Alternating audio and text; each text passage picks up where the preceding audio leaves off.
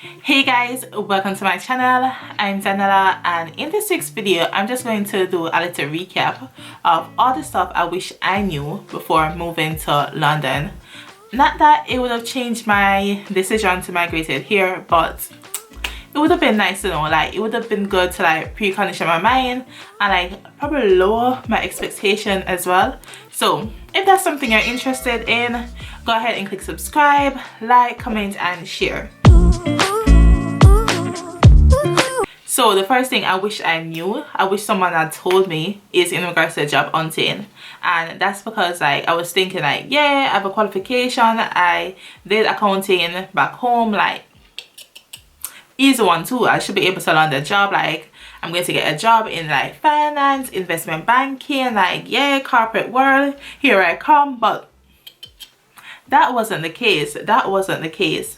And I quickly realized like a lot of persons that migrate from overseas, like they have to requalify themselves or like start at a lower position and just work their way up. So if you're thinking like, yeah, I'm already qualified and like it should be an easy one too, I'm just going to get a job in the same field, like chances are that won't be possible. And I realized like it's not necessarily like, oh, your overseas qualification isn't really recognized. It's that like London is like so overcrowded. So like even persons that went to school here, they're struggling to find jobs. They're struggling to find jobs. Like I've been in a situation like my previous job, a lot of the persons that were working there, like they have their degree.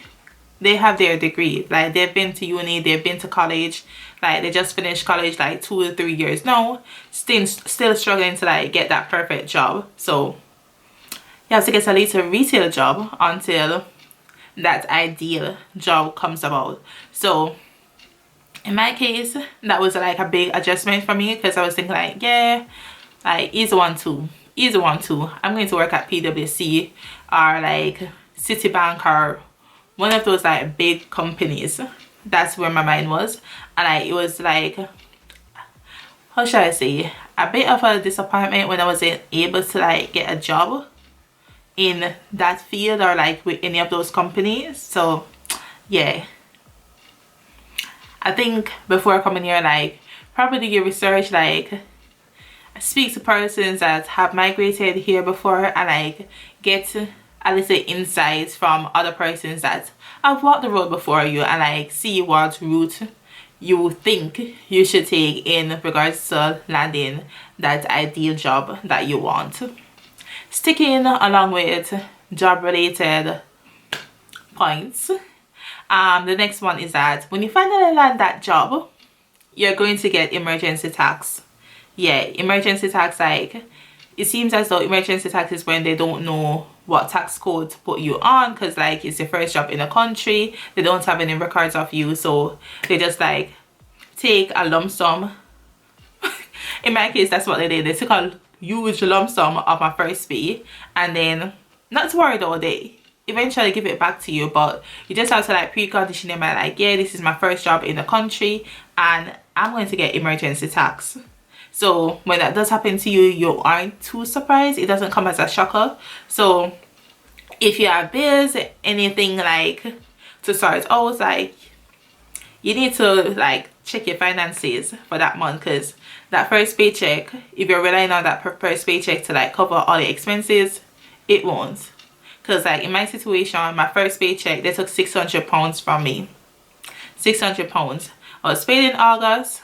They took that money and I wasn't giving it back until in December. Yeah, so you have to wait quite a while for it. So like just have some backup money or something, some relative or somebody to help you out, because if you're relying on that first paycheck, as I said earlier, to cover your rent, cover your food and everything, it probably won't happen. It probably won't, because half of it is going to go in tax.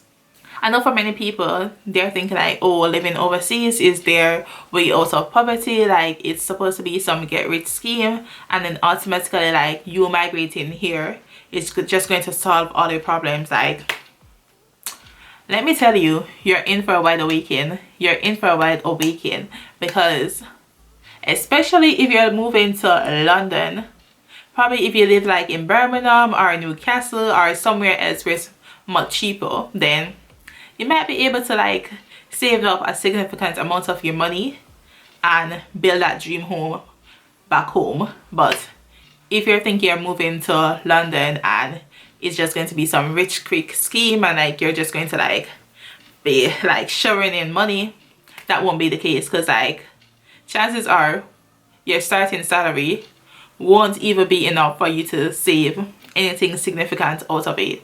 Like, if I'm not saying it's impossible, but I'm just saying like pre-condition your mind to know that like, yeah, it's going to be hard if you actually want to save and you actually want to like achieve certain things back home and you want to help your family members and all of that. Like, you'll have to have your priorities in order. Like, you'll have to have a good head on your body and like be in control of your finances, because this place full of expense.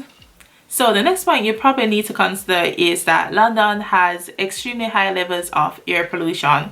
So if you're someone like me and you suffer from asthma, then you might notice that over time it's getting worse. You start to wheeze a bit more, your chest feel a bit tighter, and you might end up being on a asthma preventer. So I've been taking that every day now for the last 2 years, and that's just to reduce the inflammation and just prevent my asthma from flaring up. So I guess that's the opportunity cost of living in London. I don't know if it's really worth it, but yeah, that's what I've been dealing with for the last 2 years. So yeah. So the next one is that it's always cold. London always cold. Like, yeah, we know London is always raining. Like, that's a known fact everywhere. Like, oh, it's always raining in London, but I didn't think it was going to be this cold. Like, I know persons are always saying like, oh, Canada is cold, Canada is cold, Canada is cold, and like winter in New York is cold, but like I've never really heard anyone complain about London being cold. So I didn't expect it to be as cold, but like 75% of the time it's chilly. I don't know if it's the like warm-blooded me, like sun. I'm used to, like, I'm from Jamaica, I'm used to the sun being out like majority of the time.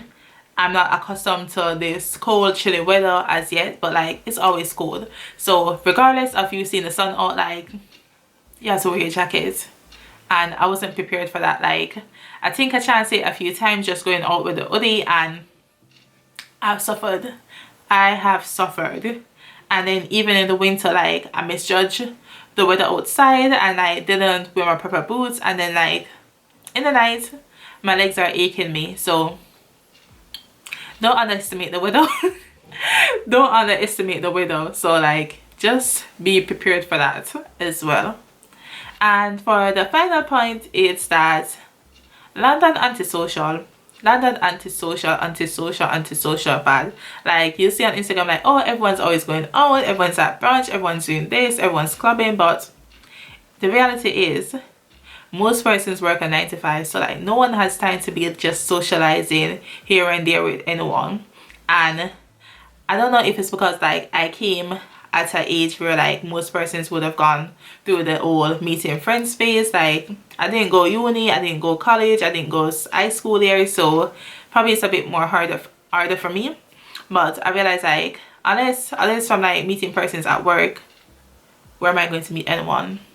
I haven't met anyone just like casually, just like that. So yeah, being an immigrant, like meeting new friends and all of that, is like, it's not as easy as I thought it was going to be. And to be honest, I'm okay with it, because I still talk to a lot of my friends from back home. But yeah, that's something you have to bear in mind. Like, if you are an extrovert and you're like a social butterfly, like, it's not going to be as easy as you might want it to be. So yeah guys, that's my little list all complete. Let me know what you've noticed different since living overseas and what you would have liked to know before migrating. So until next time, don't forget to like, comment and subscribe, and I'll see you in the next video. Bye. Yeah.